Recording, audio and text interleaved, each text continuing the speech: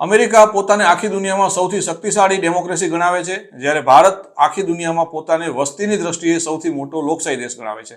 પરંતુ લોકોની સુરક્ષાની વાત આવે ત્યારે આ બંને દેશનું એક પણ શહેર ટોપ 10માં આવતું નથી. દુનિયામાં ટુરિસ્ટની નજરે સૌથી સેફ 10 સિટીનું લિસ્ટ બહાર પાડ્યું છે અને તેમાં સિંગાપોર સૌથી સુરક્ષિત શહેર જાહેર થયું છે. આ ઉપરાંત બીજા જે 9 સિટી છે તેમાં પણ અમેરિકા કે ભારતનું ક્યાંય નામ નથી.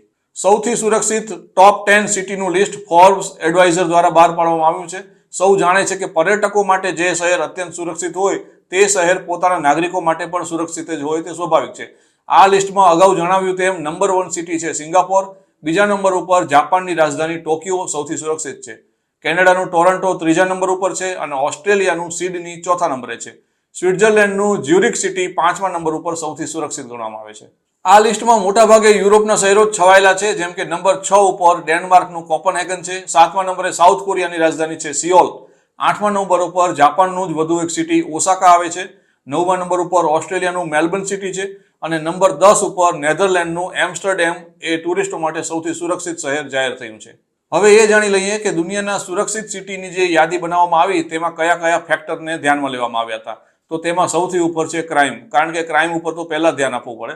ત્યાર પછી હેલ્થ કેરની ક્વોલિટી અને કુદરતી આફતો આવવાની શક્યતાને પણ ધ્યાનમાં લેવામાં આવી છે.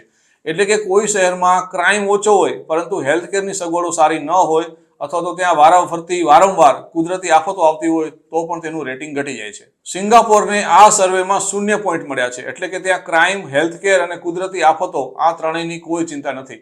તેની સામે વેનેઝુએલાના સિટી કરાકાસને 100 પોઈન્ટ મળ્યા છે, એટલે કે આ શહેરમાં દરેક જગ્યાએ ખતરો જણુંબે છે.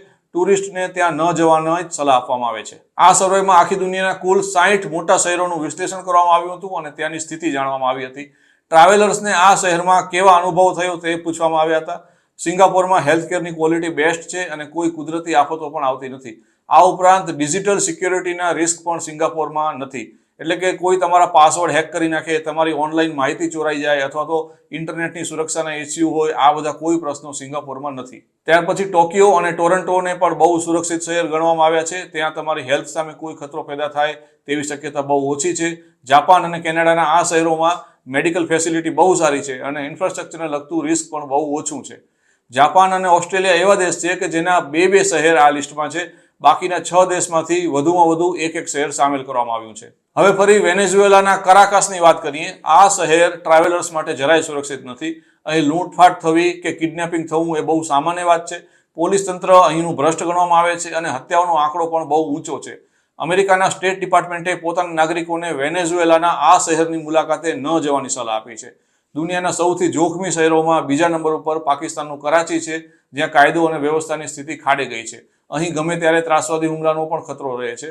ખતરનાક શહેરોમાં મ્યાનમારનું રંગૂન શહેર ત્રીજા નંબર ઉપર છે, ચોથા નંબરે નાઇજીરિયાનું લાગોસ, 5મા નંબર ઉપર ફિલિપાઇન્સનું મનીલા અને 6ઠા નંબરે બાંગ્લાદેશનું ઢાકા છે. ત્યાં અત્યારે મોટા પાયે હિંસા ચાલી રહી છે. તેથી તમે જો ફોરેનમાં જવાનું વિચારતા હોવ તો અહીં સૌથી સુરક્ષિત, સૌથી સેફ 10 સિટીનું લિસ્ટ આપ્યું તેનો સૌથી પહેલા વિચાર કરવો જોઈએ.